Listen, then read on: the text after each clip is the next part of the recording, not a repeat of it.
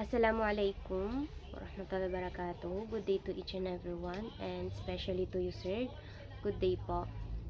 I am Munisa Timamintal, the represent Group 4, and I am the first reporter for Chapter 5 at the table tennis.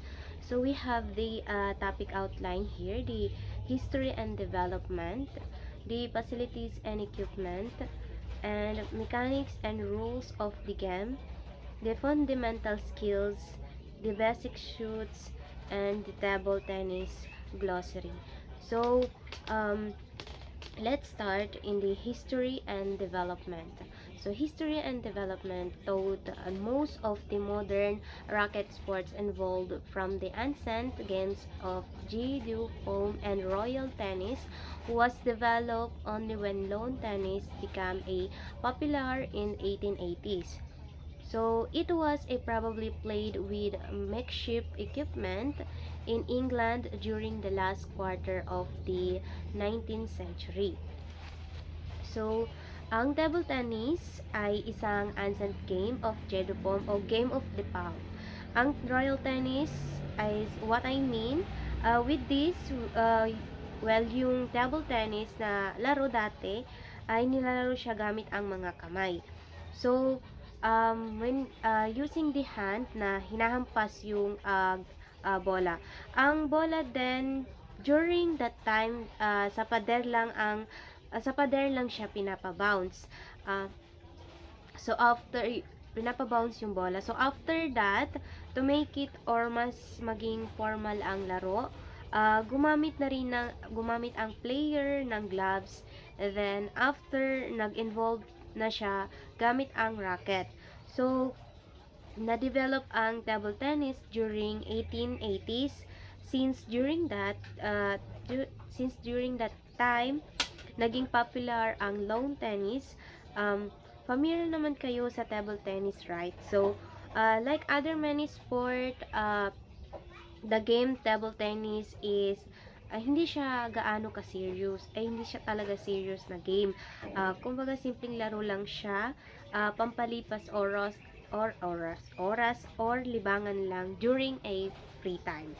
So during the 19th century, ang table tennis na laro ginamitan lang siya ng simpleng mga equipment like yung cigar box lids, takip ng kahon as a racket, then yung cork rubble balls, yun na yung nagsisilbing bola, then books at a net, yun yung magiging net nila, yung books.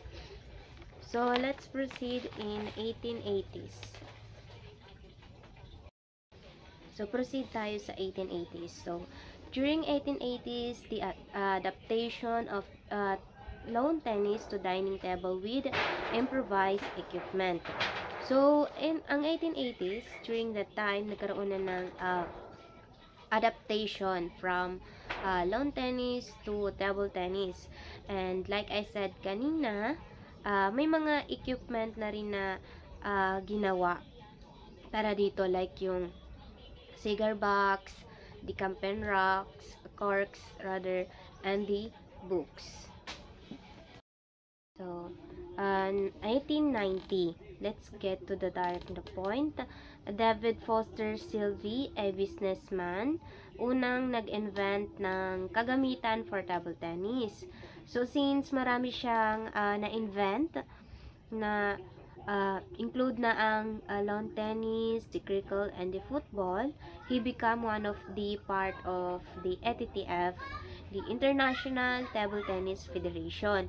Or let's say, bilang isa sa mga unang may naimbag sa pagbuo ng laro. So, 1891, John Hawkes from London, ipinakilala niya ang Gossamer or new version ng table tennis. Yun na ang meron na siyang drum style na paddles, then 50 mm na covered cork balls, and the 30 cm na taas ng net. 1901, So, si John Jacques, siya ang dahilan kung bakit nagkaroon ng registration ang table tennis to tawag ito bilang ping pong. And naging popular to sa England. So, after that, dahil para maiwasan ang paglabag sa trademark, binenta niya ang ping pong name sa American Parker Brothers. Then, on December 12, initatag ang Table Tennis Association. Then, December 16, itinatag ang Ping Pong Association. So, during that year, table tennis ang ipinakilala sa China. With Western settlement, ginawa ito bilang bahagi ng trade sports. So, May 1, let's say 1903, May 1, 1903, pinagsama ang Table Tennis Association and Ping Pong Association at naging the United Table Tennis and Ping Pong Association. But hindi rin to nagtagal until 1904. Then it becomes or naulit siya sa tawag na Table Tennis Association. The hard-bath period and European dominance. Okay, during the 1922, muling itinatag ang Table Tennis Association sa England and it was renamed in English Table Tennis Association in 1927. So, 1926. During that time, itinatag na ang International Table Tennis Federation or the ATTF. And naging sports international governing body to, or sila na ang namamahala sa mga rules ng table tennis around the world. So 1826, 1931, Maria Mednenske from Hungarian in women's single in the World Table Tennis Championship, siya yung nanalo, and may 5 sunod-sunod na natanggap siyang championship. So 1935, nagkaroon ng merge ang tatlong association. So in US, Immature Table Tennis as a association, then National Table Tennis Association, then American Ping Pong Association. At naging United States Table Association or the USTTA, but nirename din siya during 1994 ng US Table Tennis. So, during 1936, ginanap ang World Table Tennis Championship sa Prague, Czechoslovakia from March 12 to 18, 1936. But nagkaroon ng issues na dahil sa repented table, tapos masyadong mataas ang net from 17.1 cm na dahilan kaya nahihirapan ang mga players. So, nagkaroon ng intervention from 1938. After that, ATTF changed the rules. So, nagkaroon ng from 6 by 3 1/4 inches height, then 7 to 17.1 cm to 16 inches na ang height, or the 15.2 cm. So, 1950 to 1955. Si Angelica Rosario Adelstan was a Romanian table tennis legend. So during 1950 to 1955, si Rosario nanalo siya ng 17 world title sa World Championship. So, naging makasaysayan ang kanyang tagumpay as a 16 single woman title, and till now, hindi pa rin napapantayan ang kanyang history record. So, since then, nagkaroon ng pagbabago at naging world champion lahat ng nanggagaling sa Asia. So, 1952, si Hijori Sato from Japan, that won in men's single title world champion tennis championship sa Bombay, India.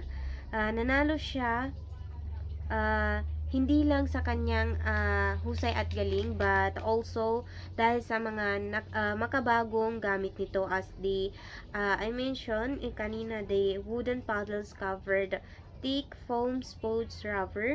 Ang nakalaban niya during that time is namely Joseph Kokjier of Hungary.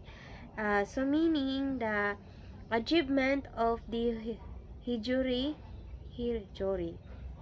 ay isang history record as a male Asian player until 1989 to early 1990s.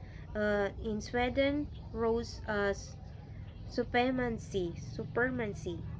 So during that, the Philippines was received the latest invitation of the championship dahil kay Sen Sergio Osmeña Tataps, the first president na nag-initiate ng invitation. So, 1953, nag-join ang China sa World Championship sa unang pagkakataon. So, 1957, the World Table Tennis Championship nagkaroon ng pagbabago na every 2 years na lang siyang ginaganap kasi nagkaroon ng conflict sa pag-host din yung sa pag-find ng place na malawak para sa venue, and itong rules na to is ginawa pa rin ng the ATTF or the International Table Tennis Federation.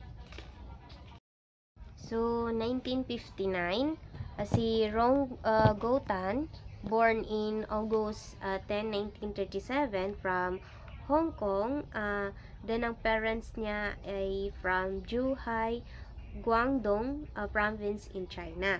So, nagsimula siya maglaro ng table tennis sa kanyang kabataan at nakilala siya bilang magaling sa pag-atake year 1957. At nag-decide siya bumalik sa mainland ng China at naging isa siyang first Chinese champion in men's singles. Title in World Champion Table Tennis Championship sa ginanap sa Portmont, Germany. And naging makasaysayan ang kanyang tagumpay sa People's Republic of China. So, 1960, nagkaroon ng new role ang ATTF, International Table Tennis Federation. May sinusunod na kapal ng rubber sa table tennis para ma-check ang patas na laban. So, 1971, si Jane Paul Weber, a French table tennis player, nakilala siya bilang unang gamit ang anti-spin rubber sa World Championship na ngayon ship sa Nagoya, Japan. At ginamit niya ito bilang defensive niyang popular na defensive na naging popular during the 1980. The age of speed, glue, and technology. So, 1970,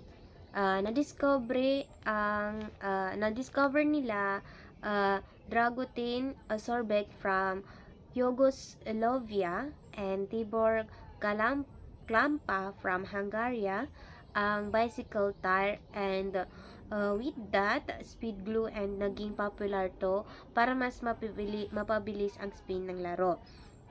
So, si Dargutin first used the speed glue during the 1979 to 1983. Then, si Clampark naman in 1970s siya. So, 1970s to 1989, naging mas umangat ang pwersa ng China, both men and women, in playing the table tennis, and they win several world championship during the 1970s to 1989.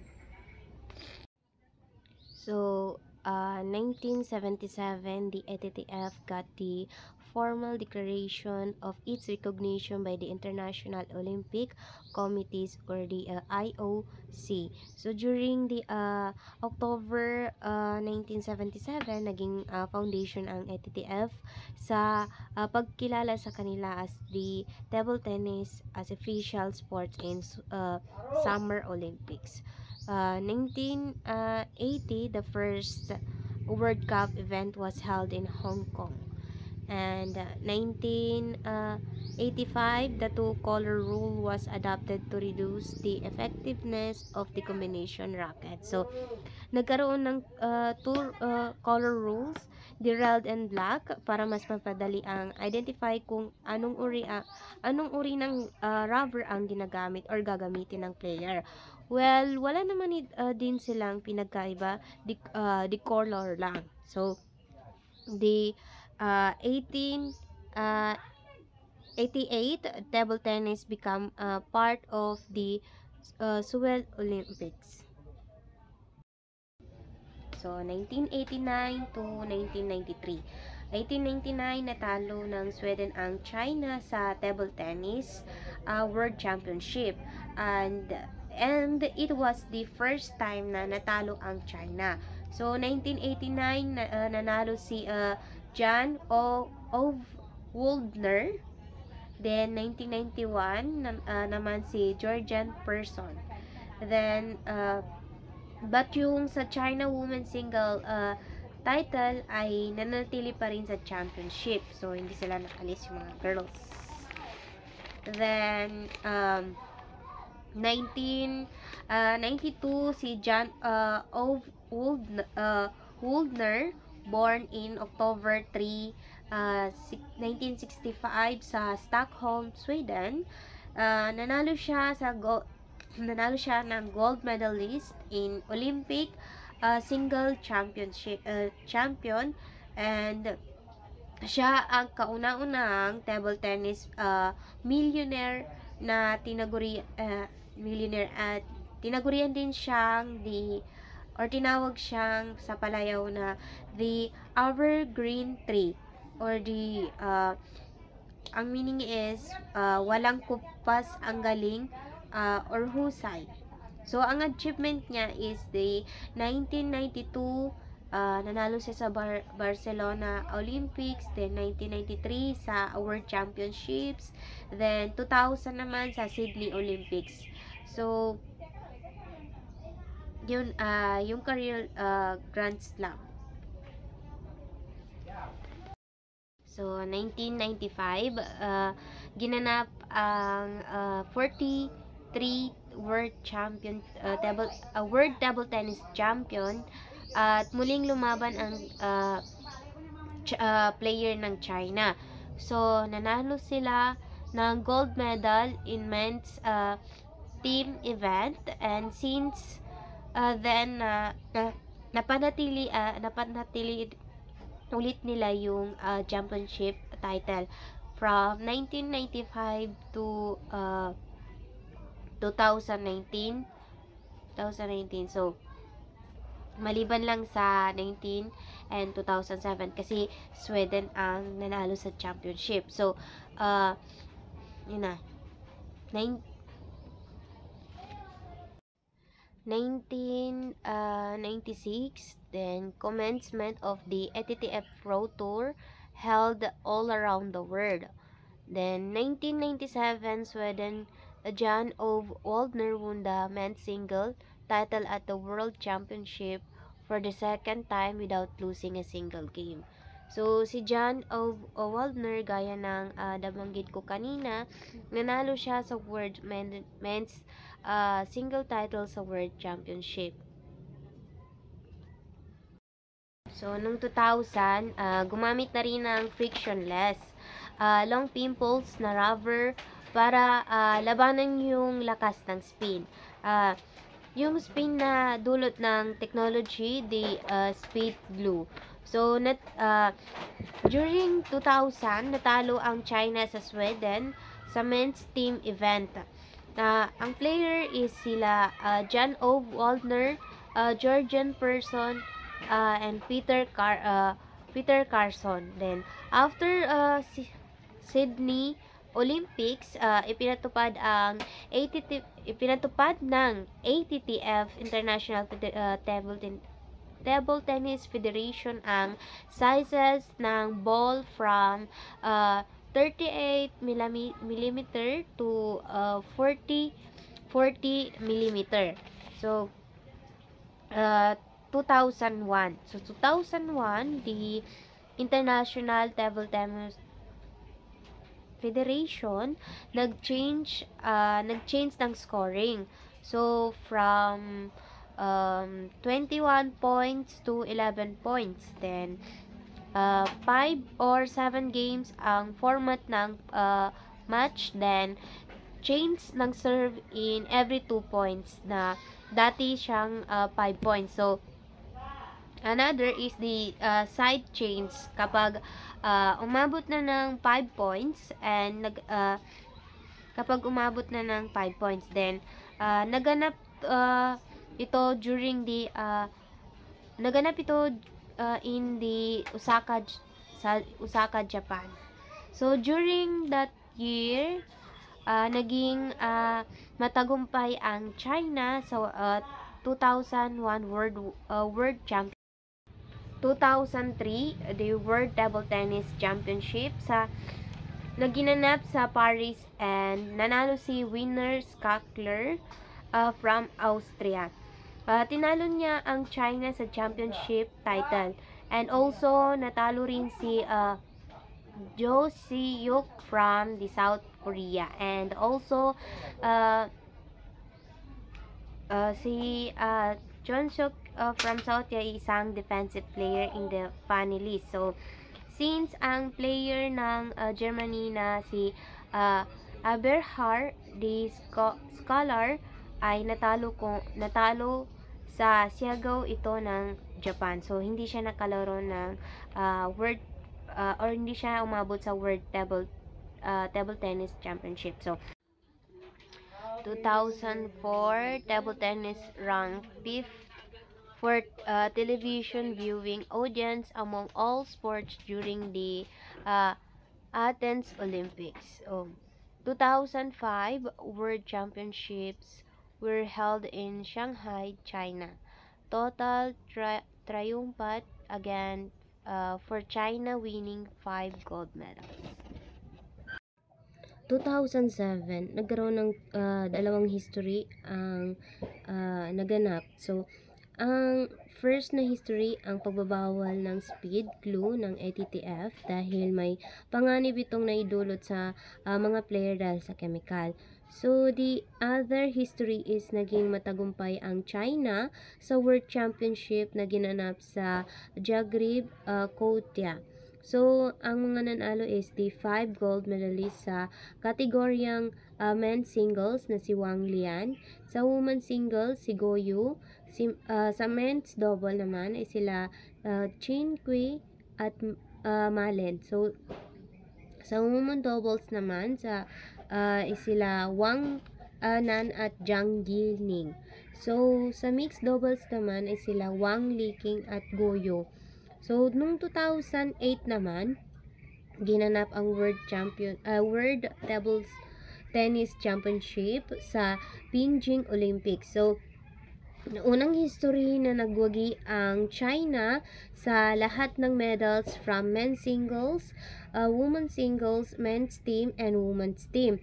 So, during that year, nagkaroon ng first Philippines National Table Tennis Championship na initiated by the Tatap Table Tennis Association of the Philippines. 2010, table tennis was part of the first Youth Olympics Games in Singapore. So 2011, San Antonio Triales IV was formally elected as president of the Table Tennis Association of the Philippines, TATAP, the national governing body of the sport. 2012, nagkaroon ng isang history na pagbabago sa larangan ng table tennis sa London Olympics. So, para magkaroon ng balance, ang winning medal sa laro since China in 2008 is hinakot lahat ang gold medalist na naging dahilan ng pagbabago sa rule. So, from 3 gold medalists, 2 lang ang athlete na pwedeng lumaban ulit sa ibang bansa. So in 2012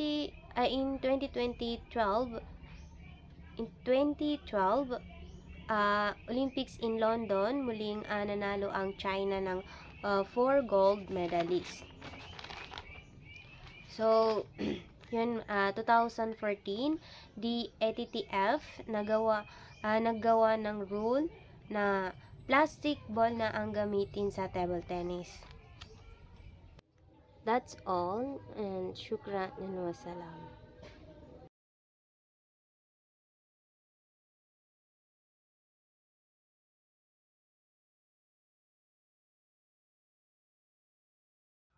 So, 2016, plastic ball na ang ginagamit sa World Championship and Olympics. So, ang total ng the Chinese again win the all 4 Olympics gold medals, and since then nanalo sila ng over 28 of 32 Olympics gold medalists since 1988. That's all. Shukran and wassalam.